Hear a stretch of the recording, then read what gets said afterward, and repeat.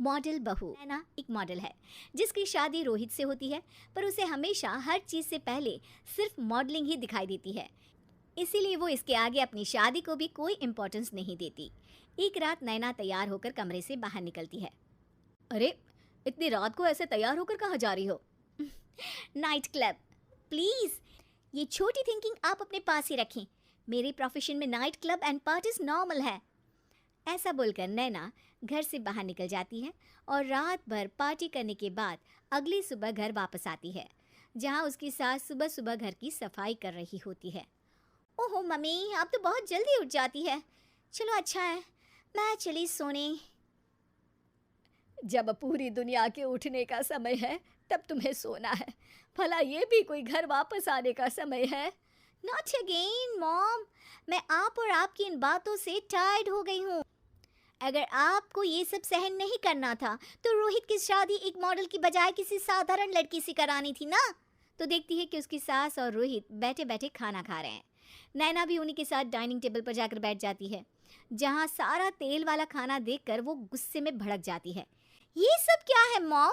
आपको पता है ना कि मैं एक मॉडल हूँ और मुझे अपना फिगर मेंटेन करने के लिए हेल्दी फूड ही खाना होता है, नॉट लाइक यू।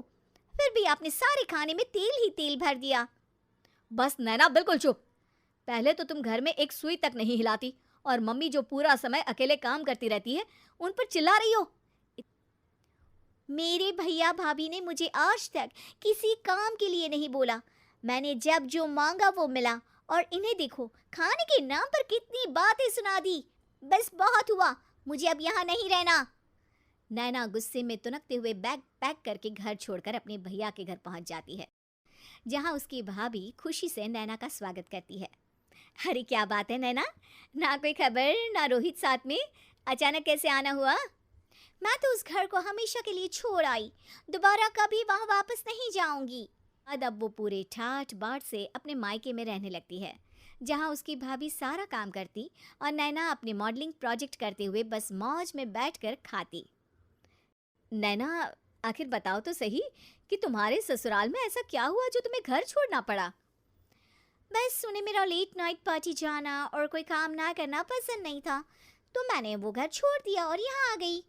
ऐसा कैसे हो सकता है?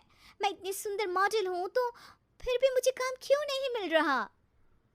देखो नैना, काम में ऐसे उतार चढ़ाव तो आते ही रहते हैं।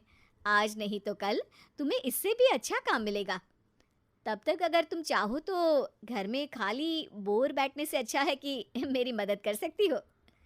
नैना पहले तो घर के काम का नाम सुनकर नाक चढ़ाती है, लेकिन फिर कुछ दिनों तक कोई काम न होने पर बोर होकर अपने आप भाभी की मदद करने पहुंच जाती है।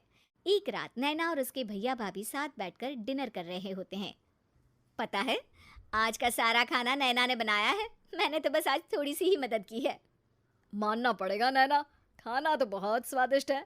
आखिर मेरी बहन मल्टी टैलेंटेड जो है, मॉडलिंग और घर दोनों एक साथ बखूबी संभाल सकती है। और फिर जब मदद करने के लिए घर में कोई दूसरा इंसान भी हो तो फिर दिक्कत ही क्या। मेरी बहन चाहे तो उसके लिए कुछ भी इम्पॉसिबल नहीं है।